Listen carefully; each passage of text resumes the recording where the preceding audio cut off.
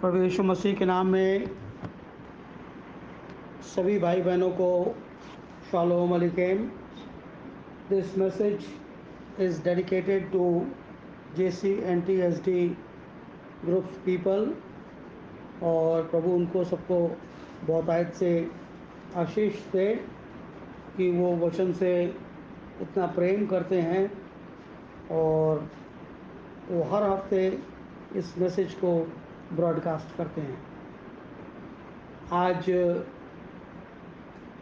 जो हम मैसेज देंगे उसका अगर टाइटल कुछ रखा जा सकता है तो वो है our God is faithful God. हमारा परमेश्वर विश्वास योग्य है। Faithful God. दूसरा तिमोथियस 2 अध्याय 1 वचन से 13 वचन तक। इसलिए हे मेरे पुत्र, तो उस अनुग्रह से जो मसीह यीशु में है बलवंत होता जा, और जो बातें तूने बहुत से गवाहों के सामने मुझसे सुनी हैं उन्हें विश्वासी मनुष्य को सौंप दे, और जो दूसरों को सिखाने के योग्य हों। मसीह यीशु के अच्छे योद्धा के समान दुख उठा, और कोई योद्धा लड़ाई पर जाता है तो इसलिए अपने भर्ती करने वाले को प्रसन्न करने के लिए अपने आप को संसार के कामों में नहीं फंसाता। फिर अखाड़े में लड़ने वाला यदि विधि के अनुसार ना लड़े तो मुकुट नहीं पाता। जो परिश्रम करता है वो फल का अंश पहले उसको मिलना चाहिए। जो मैं कहता हूँ उस पर ध्यान दे, और प्रभु तुझे सब बातों की समझ देगा। यीशु मसीह को स्मरण रख, जो दाऊद के वंश से हुआ, मरे हुओं में से जी उठा, और मेरे सुसमाचार के अनुसार है, जिसके लिए मैं कुकर्मी के समान दुख उठाता हूँ, यहाँ तक कि कैद भी हूँ। परंतु परमेश्वर का वचन कैद नहीं। इस कारण मैं चुने हुओं को लोगों के लिए सब कुछ सहता हूँ, वे भी उस उद्धार को जो मसीह यीशु में है अनंत महिमा के लिए पाएं। ये बात सच है कि यदि हम उसके साथ मर गए तो उसके साथ जिएंगे भी। यदि हम धीरज से सहते रहेंगे तो उसके साथ राज्य भी करेंगे। यदि हम उसका इनकार करेंगे तो वह भी हमारा इनकार करेगा। यदि हम अविश्वासी भी हों तो भी वो विश्वास योग्य बना रहता है, क्योंकि वो अपने आप इनकार नहीं कर सकता। प्रभु यीशु मसीह का अनुग्रह उसके पवित्र वचन के पढ़े जाने पर हो। आमीन। हम एक ऐसे विषय के ऊपर ध्यान कर रहे हैं, और जब इन चंद बातों की चर्चा हम करते हैं तो वो बातें हमारे परमेश्वर के स्थान को, जिन लोगों को नहीं मालूम है, मैं उनके लिए ये कह रहा हूँ, उन लोगों की दृष्टि में हमारे परमेश्वर के स्थान को सर्वोपरि, सर्वोत्तम और सर्वश्रेष्ठ स्थान के ऊपर रखते हैं। क्यों ऐसा मैंने कहा? क्योंकि हमने आखिरी पद में पढ़ा, यदि हम अविश्वासी भी हों तो भी वो विश्वास योग्य बना रहता है, क्योंकि वो आप अपना इनकार नहीं कर सकता। हम ऐसे परमेश्वर की संतान हैं, हम ऐसे परमेश्वर की स्तुति और महिमा करते हैं कि अगर उसकी संतान मुकर जाए, उड़ाऊ पुत्र के समान हो जाए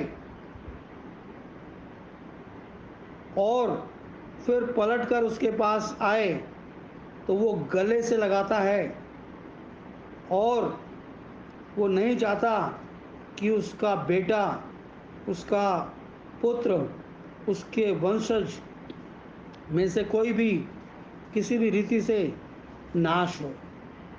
आज बहुत सारे लोग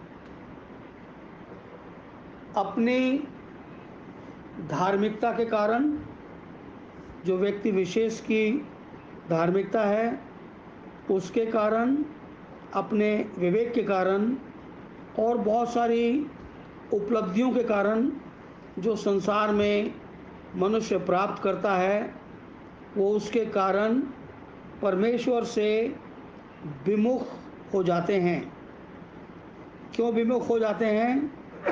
कि अगर हमने कोई बेशकीमती शिक्षा प्राप्त कर ली तो हमें ये लगता है कि ये लोग जो ढपली और तबला लेकर और एक थैला लेकर घर घर जाकर ये सुनाते हैं, ये मुझे कौन सा ज्ञान सुनाएंगे, क्योंकि मैंने तो एक बहुत रिनाउंड यूनिवर्सिटी से शिक्षा हासिल की है और बहुत बड़ा पद मुझे मिला है। मैं, प्यारे भाइयों बहनों, ये बात बड़े गंभीरता से सुने। पद तो इस दुनिया में बहुत सारे होते हैं।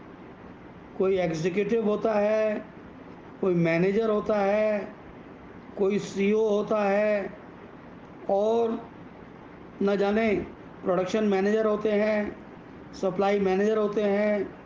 कई बड़े बड़े ऑफिसों में कई कई तल्लों का ऑफिस होता है, कई मालों का, तो एक एक फ्लोर का एक एक अलग अलग मैनेजर होता है और एक एक फ्लोर पे सैकड़ों लोग, हजारों लोग भी काम करते हैं।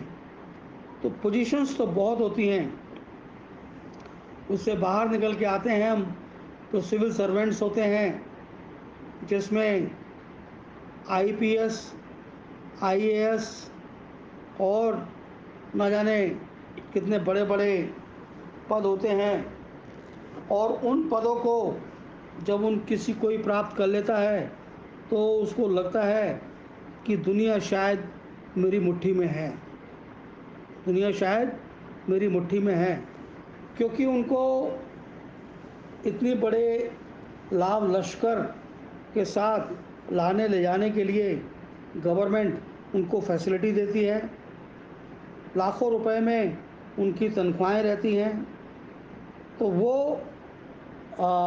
ऐसे जगह पर आकर ऐसी जगह पर आकर वो समझते हैं कि शायद मैंने परमेश्वर के भवन में आके परमेश्वर की भवन की महिमा बढ़ाई है। ऐसा नहीं है, ऐसा नहीं है। एक पद और होता है जो दुनिया के लोग जिसकी अहमियत नहीं समझते, और वो पद का नाम होता है servant of God. Servant of God का मतलब है परमेश्वर का सेवक। और जो ये परमेश्वर का सेवक है, ये पद दुनिया में हासिल नहीं होता, ये दुनिया में हासिल नहीं होता। इसको दुनिया की बुद्धि से आप प्राप्त नहीं कर सकते, क्योंकि इसको देने के लिए परमेश्वर को स्वयं एक्शन में आना पड़ता है और परमेश्वर स्वयं उस पद को फिल करने के लिए अपॉइंटमेंट इशू करता है कि भाई समय पूरा हो गया है, अब इस व्यक्ति को ये पद दे दिया जाए। Now he is going to be servant of God, ये मेरा सेवक होगा। मैं दो जगह के रेफरेंस आपको देना चाहता हूँ, और मैं किसी भी इंसान को जो पढ़ाई कर रहे हैं किसी को भी मैं डीमोटिवेट नहीं कर रहा। पढ़ाई करना अच्छी बात है और बड़ा पद प्राप्त करना भी अच्छी बात है, और परमेश्वर अपने लोगों को बढ़ाता है, वो कभी गिराता नहीं है। मगर हम एक दुनिया के नज़रिए से और परमेश्वर के नज़रिए से एक बात को समझने का प्रयास करते हैं। अब जब हम बात करते हैं सर्वेंट ऑफ गॉड के चुनने की, एक ओल्ड टेस्टामेंट का प्रॉफिट है जिसका नाम है आमोस, जिसका नाम है आमोस। वो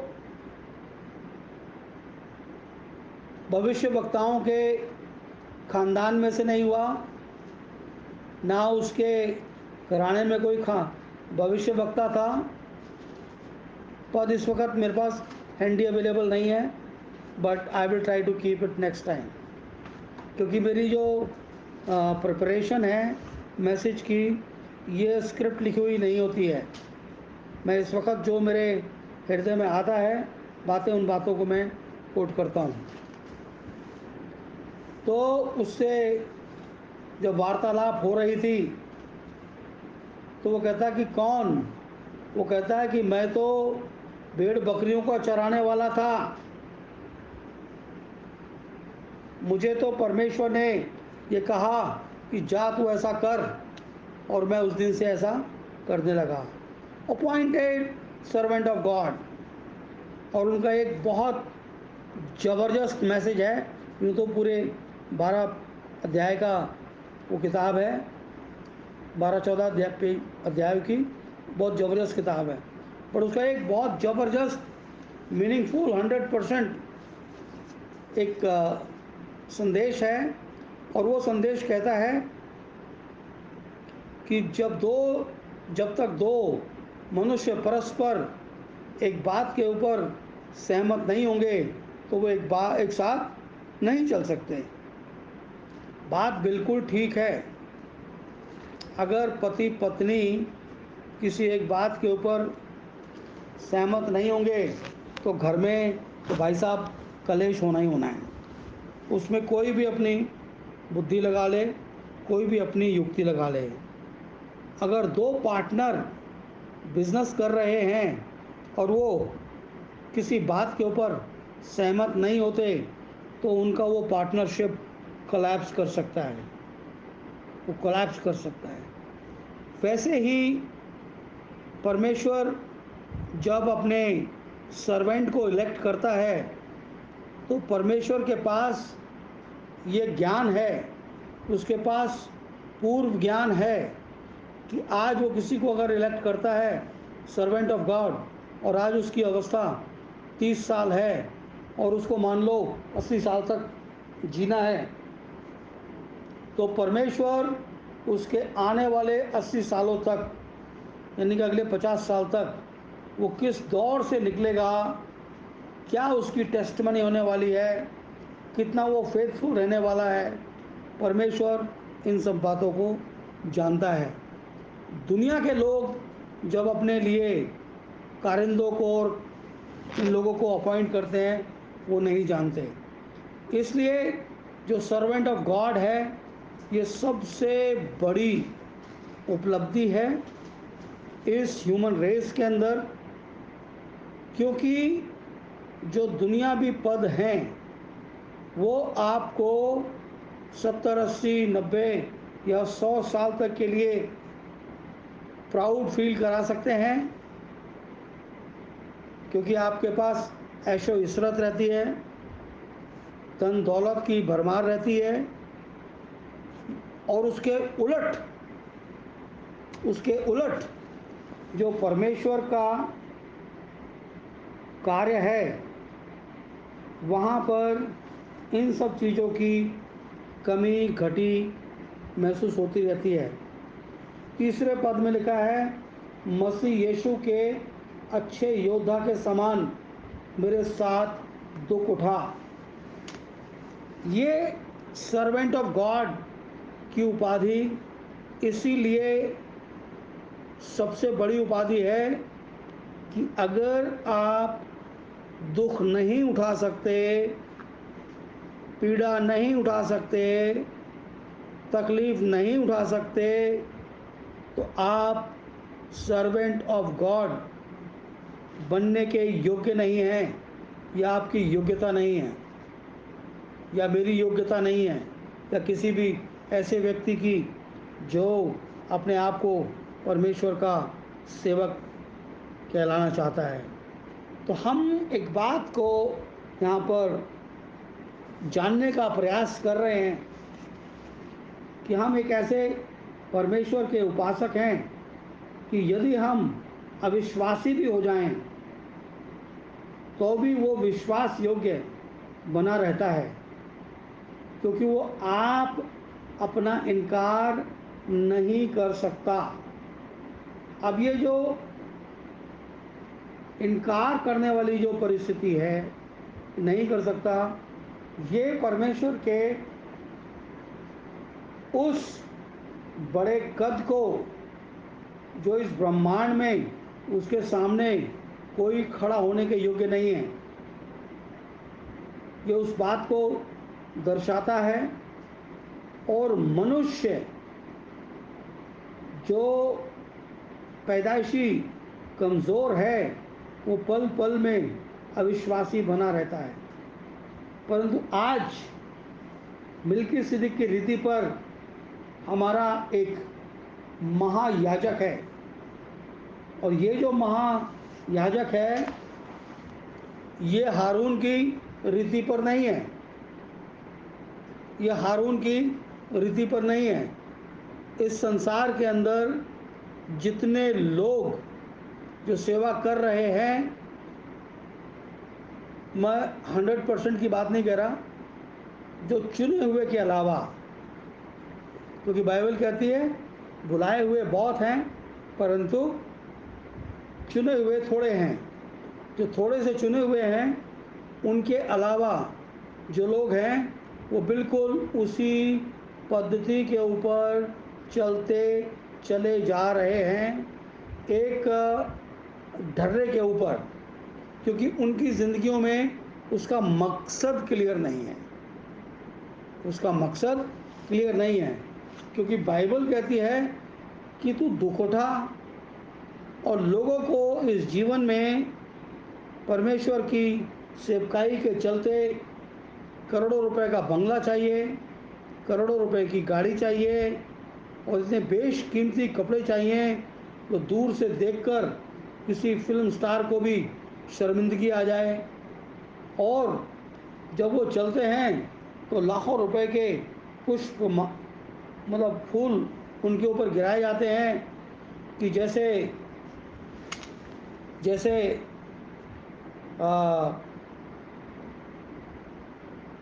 प्रभु यीशु मसीह यरूशलेम में प्रवेश किया गधी के बच्चे के ऊपर बैठकर, तो लोगों ने उसके सामने वो कौन से पंख दिखाए प्रभु यीशु मसीह को, और अपने कपड़े उतार के उसके सामने इस्तकबाल में रख दिए। सो लोग, ये वो एग्जाम्पल हैं जो बाइबल प्रमाणित नहीं करती। परमेश्वर के सेवकों की हमेशा से निंदा हुई है, हमेशा से अपमान हुआ है, उनकी लानतान किया गया है, उन्होंने बड़ी मुश्किल से अपनी ज़िंदगियों को बसर किया है, और जब ऐसा होता आया है तो ऐसा अंतिम समय तक भी होता रहेगा। अब एक पद को हम देखेंगे, पहले पद को क्या लिखा है, इसलिए मेरे पुत्र तू उस अनुग्रह के अनुसार जो मसीह यीशु में है तू बलवंत होता जा। अब आपको बलवंत कहाँ होना है? उस अनुग्रह में होना है जो मसीह यीशु में है। और जो बातें तूने बहुत से गवाहों के सामने मुझसे सुनी हैं, उन्हें विश्वासी मनुष्य को सौंप दे जो दूसरों को सिखाने के योग्य हों। ये बातें उन लोगों को सौंपनी हैं जो दूसरों को सिखाने के योग्य हों। हमारी योग्यता इसमें नहीं है कि हमने इसको सुन लिया और अपने तक ही उसको रख लिया। अगर हमने कुछ प्राप्त किया है तो हम उसको आगे भी दें, क्योंकि बाइबल कहती है तुझे सेंत मेंत मिला है तू सेंत मेंत दे।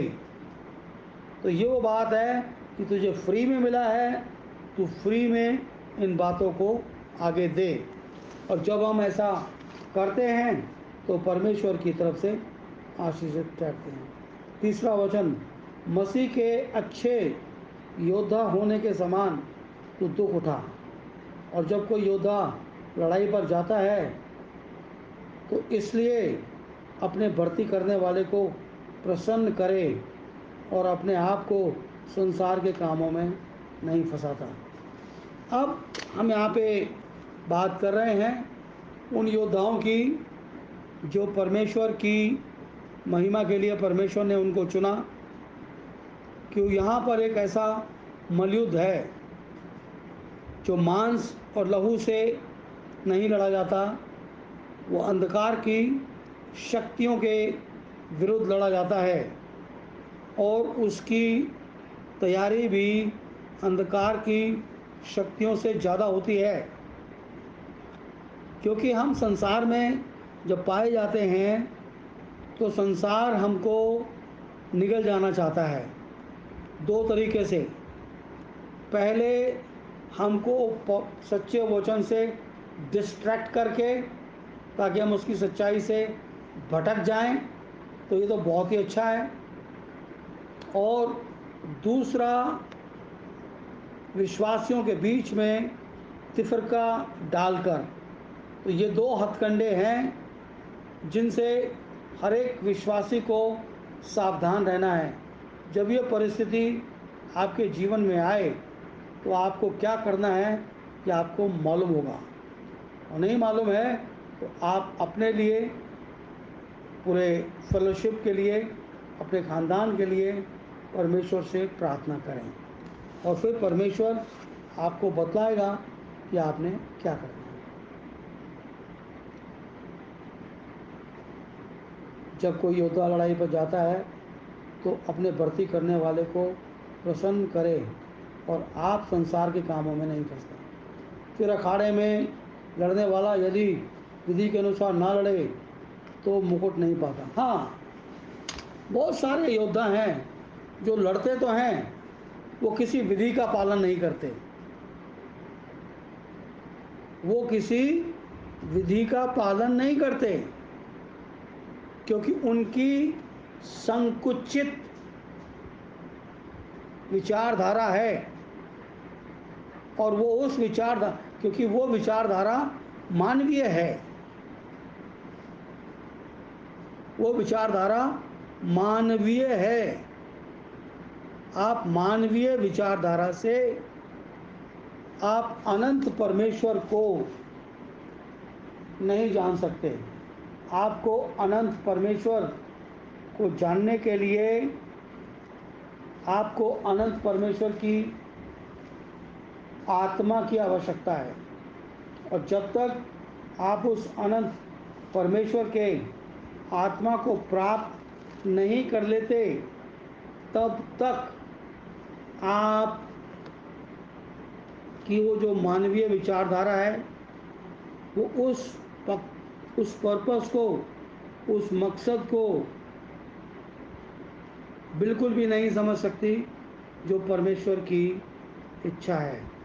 इसलिए अगर किसी को थोड़ी सी बात हार्ड लगती हो तो पहला कुरिन्थियों के 10 वचन से लेकर 16 वचन तक आप आराम से पढ़ लीजिए।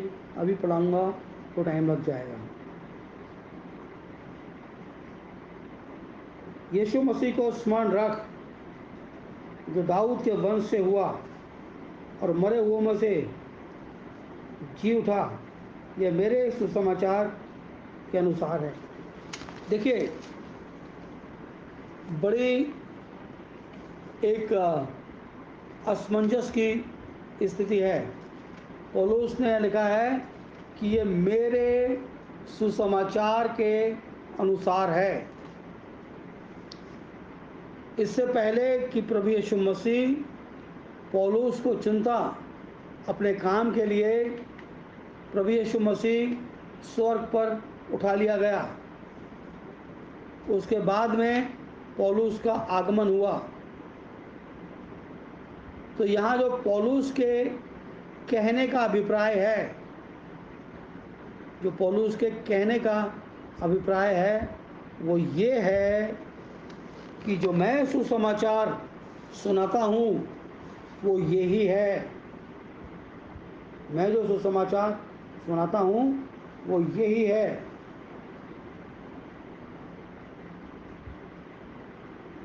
जिसके लिए मैं कुकर्मी के समान दुख उठाता हूँ। अब वो अपने आप को कह रहा है कि यीशु मसीह के पवित्र नाम के लिए मैं कुकर्मी के समान दुख उठाता हूँ। अगर कोई व्यक्ति जिसने कोई गुनाह किया हो, अगर वो कुकर्म की कैटेगरी में आता है तो उसकी लानतान ज़्यादा होती है। समाज का हर व्यक्ति उससे घृणा करता है और समाज का हर व्यक्ति उसके ऊपर दोष लगाता है और कोशिश करता है कि अपना हाथ भी वो चलते चलते उस पर साफ कर दे। वो कहता है मैं कुकर्मी के समान दुख उठाता हूँ। यानी कि परमेश्वर का इतना महान सेवक इस शरीर में होकर कुकर्मी के समान दुख उठा रहा है।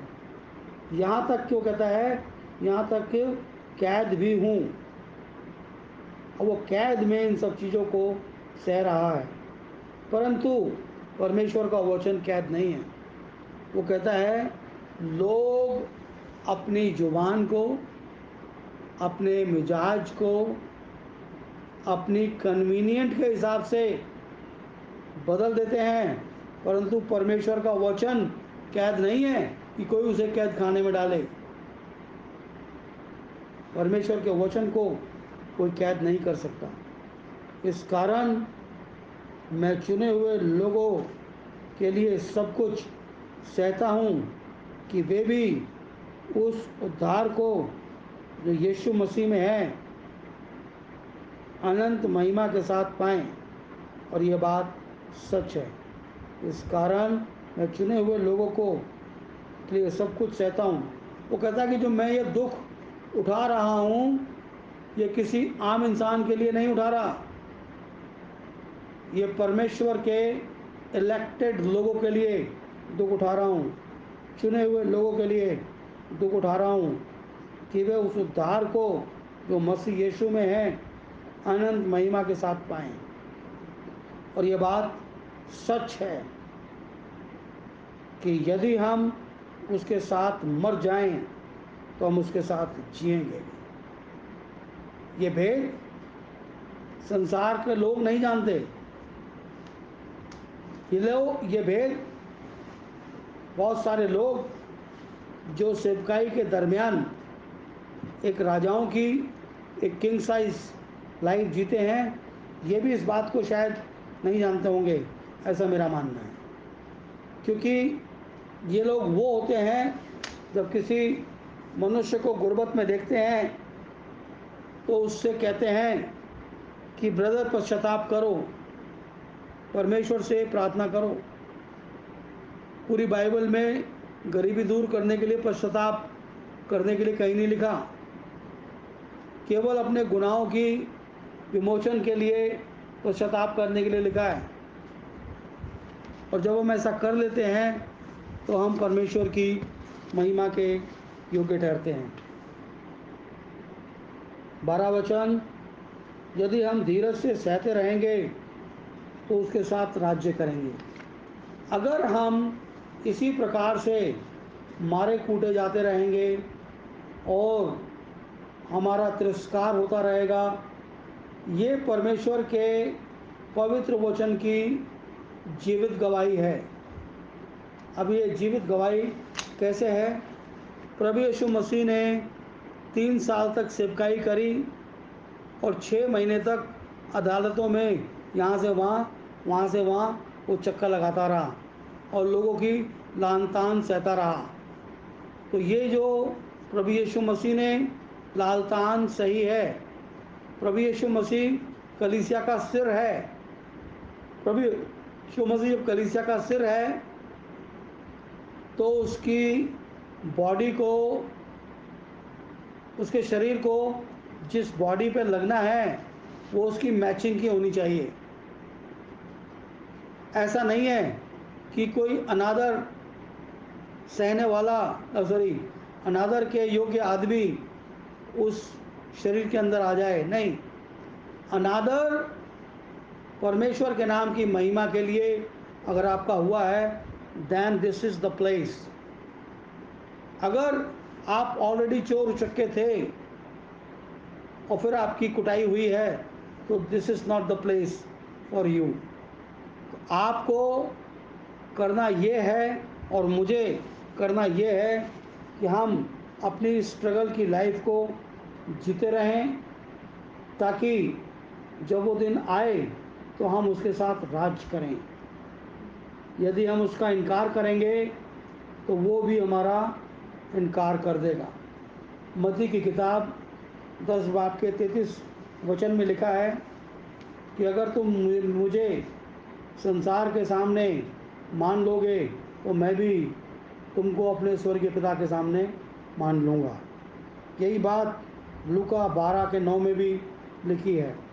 तो जब हम उसका इनकार इस पृथ्वी के ऊपर करते हैं, इनकार कैसे किया जाता है?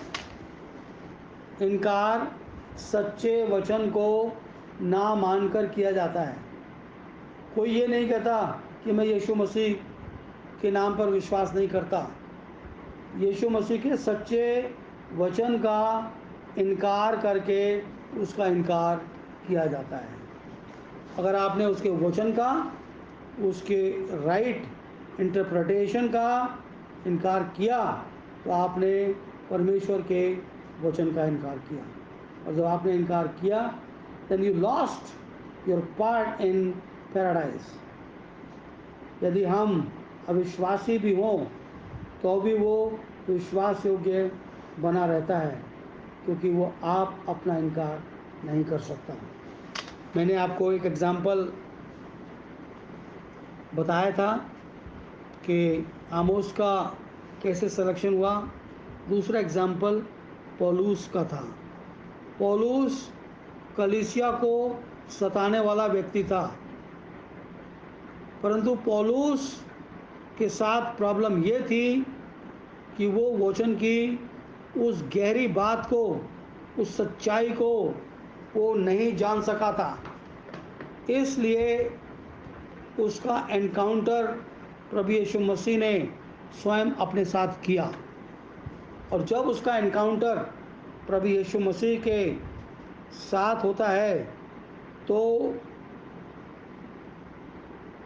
वो एकदम ब्लाइंड हो जाता है और 3 दिन के बाद उसकी आँख से उस व्यवस्था के वो छिलके गिरने लगते हैं और वो देखने लगता है। और फिर वो बपतिस्मा लेता है और 3 साल तक वो उस वचन को वहीं पे अरबिया में रहकर सीखता है।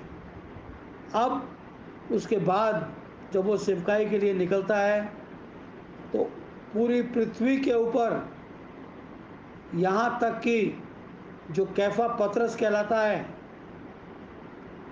उसका भी उसने सामना किया। क्यों कर सका ये बात?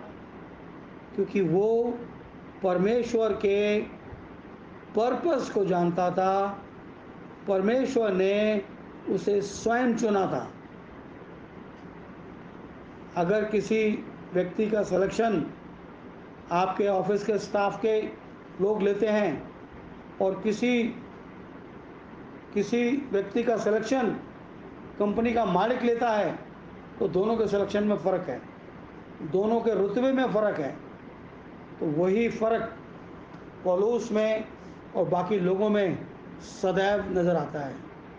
बाकी चेलों को भी प्रभु यीशु मसीह ने स्वयं चुना था और पौलुस को भी प्रभु यीशु मसीह ने स्वयं चुना था। तो कई दफ़ा हम विश्वास योग्य नहीं रहते, परंतु हमारा प्रभु सदैव विश्वास योग्य रहता है। हमने एक वो उड़ाऊ पुत्र की कहानी सुनी कि वो अपना सब कुछ लेके उड़ गया, मगर जब वो पश्चाताप करके लौटा तो उसके पिता ने उसको स्वीकार किया। पश्चाताप न्यू टेस्टामेंट का की वर्ड है। पश्चाताप, अगर आप लोग अपने घर के अंदर पढ़ सकते हैं, रोमियो की पत्री और उसके 11 बाब की 29वीं आयत, किंग जेम्स वर्जन में इस तरह से लिखा है, for the calling and gift of God are without repentance. परमेश्वर की नियामतें और वरदान बिना पश्चाताप के मनुष्य को प्राप्त होते हैं, परंतु उद्धार पाने के लिए मनुष्य को पश्चाताप करना पड़ता है। और जब तक पश्चातापी ज़िंदगी में वो परिस्थिति नहीं आई और हम धौंस जमाकर अपना रुतबा दिखाकर उसमें आगे बढ़ गए, तो हम आगे तो बढ़ गए, मगर वास्तविकता ये है कि हम कहाँ खड़े हैं ये हमें मालूम नहीं होता। और ये इस संसार के अंदर अधिकारी से देखने को मिलता है, क्योंकि जब हम परमेश्वर के वचन की सेवा करते हुए लोगों से सच्चाई की बात करते हैं, तो लोगों को 5 मिनट के अंदर उबकाई आने लगती है, वो ऊबने लगते हैं, क्योंकि उनसे सच्चाई बर्दाश्त नहीं होती।